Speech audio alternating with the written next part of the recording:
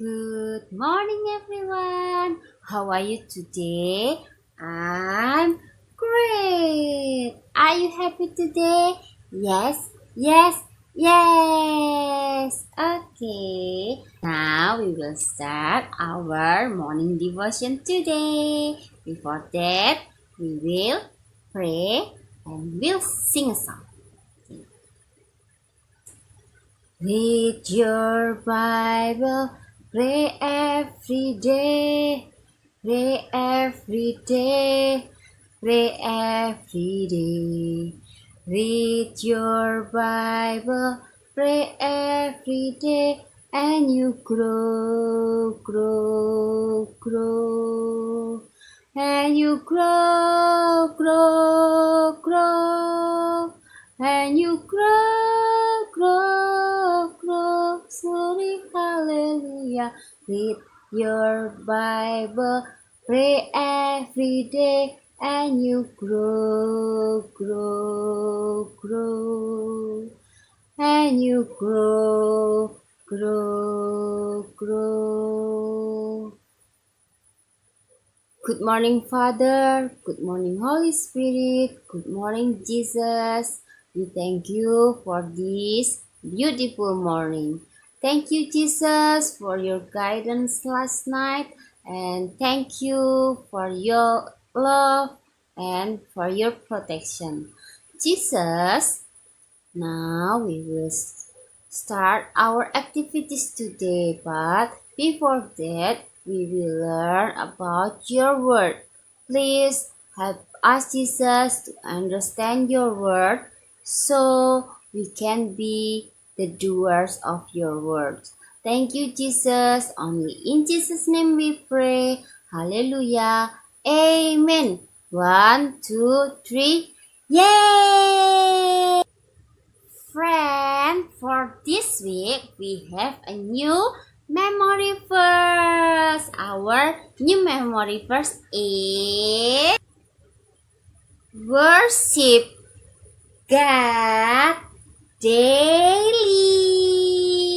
Once more, worship God daily. Artinya bahwa kita harus senantiasa memuji menyembah Tuhan, berdoa kepada Tuhan setiap hari. Yeay! Kita akan belajar satu tokoh Alkitab yang mengajarkan kita untuk senantiasa belajar berdoa kepada Tuhan setiap hari. Siapa ya? Kita lihat sama-sama ya. A long time ago, there lived a man named Daniel. He was a good man and loved God with all of his heart. Daniel lived a normal, peaceful life in the land of Israel, until one day, Israel was attacked by an invading army. The invaders captured Daniel and many other people, and they were taken to a faraway place called Babylon. Babylon was very different from Israel. Most people there didn't follow God like he did, but Daniel continued to trust God. He knew that God was always with him.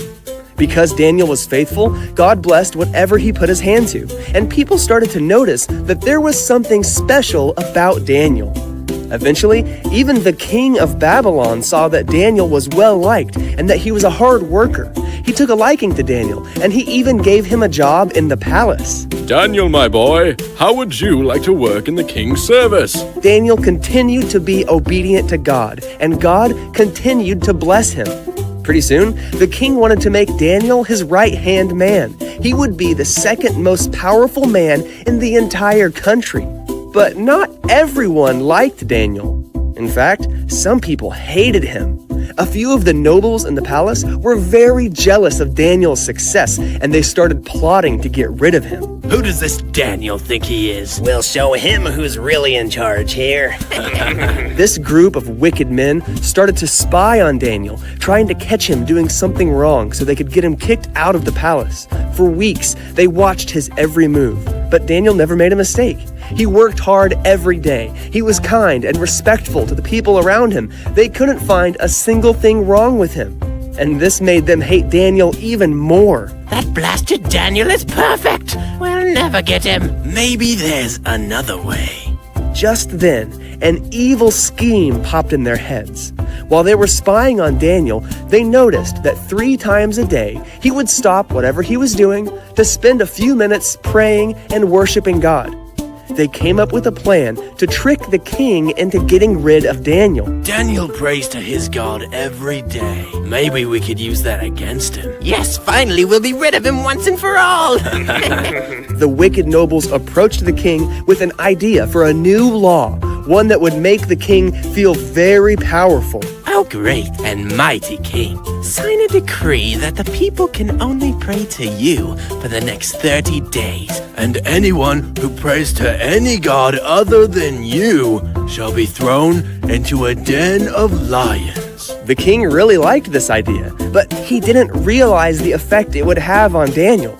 He signed the decree, and it became the law of the land. Hear ye, people of Babylon! The king has set forth a new order. The wicked nobles waited to see if Daniel would follow the king's new law. And just as they expected, Daniel chose to obey God instead. He continued to spend time with God every day, praying and worshiping him.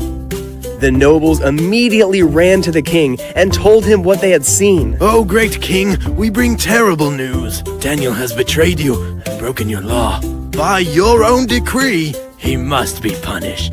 All of a sudden, the king realized that he had been tricked by the nobles, but there was nothing he could do. With great sadness, he ordered that Daniel be taken away and punished according to the law. The king's guards captured Daniel and dragged him out of the city to a pit filled with ferocious lions. The nobles watched with a wicked smile as the guards grabbed Daniel and threw him down into the pit. The opening to the cave was shut, and Daniel disappeared into the darkness. Daniel was surrounded by hungry lions in a pitch-black cave, but he still knew that God was with him. And you'll never guess what happened. Nothing. The lions didn't attack. God sent an angel to shut the mouths of the lions, and they didn't touch Daniel, not even a scratch. The next morning, the king ran to the lion's den, and he couldn't believe his eyes. Daniel came out of the pit completely unharmed, and the king was overjoyed. Daniel, you're alive! Your God has saved you! But his joy quickly changed to anger as he turned to the men who had plotted against Daniel. You wicked tricksters will pay for what you've done. The king ordered the guards to grab those men and throw them into the lion's den. Every one of them was devoured before they even hit the ground. Daniel knew that no matter what, God was always with him. He trusted God, and because of that, God saved Daniel from the lion's den. Tada! Oke, tokoh Alkitabnya yaitu Daniel. Wah, kita akan belajar dari Daniel ya. Kita belajar tadi bahwa Daniel setiap hari berdoa kepada Allah. Dia berdoa, memuji, menyembah Tuhan setiap hari. Nah, dia berdoa pagi, siang, malam. Nah, dalam satu hari dia berdoa selama 3 kali. Wah, kita bisa belajar dari Daniel ya, bahwa kita harus senantiasa rajin berdoa kepada Tuhan setiap hari. Nah, kenapa sih kita harus berdoa sama Tuhan? Nah, karena Tuhan adalah Tuhan yang berkuasa atas hidup kita. Dan hanya Tuhan yang bisa mengabulkan semua hal yang terbaik yang terjadi dalam hidup kita. Jadi kalau kita mau sukses, berdoa sama Tuhan. Kalau kita mau jadi anak yang pintar, kita berdoa sama Tuhan.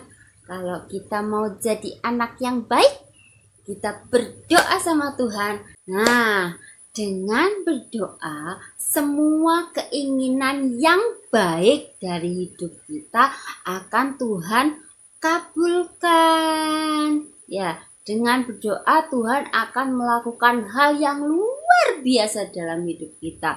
Contohnya, bila kita sakit, kita berdoa, maka Tuhan akan sembuhkan. Seperti Daniel tadi, saat dia senantiasa berdoa, saat dia rajin berdoa, maka Tuhan melindungi Daniel. Sekalipun dimasukkan dalam gua singa, Daniel tetap ditolong Tuhan dan dia tidak mati dimakan oleh singa.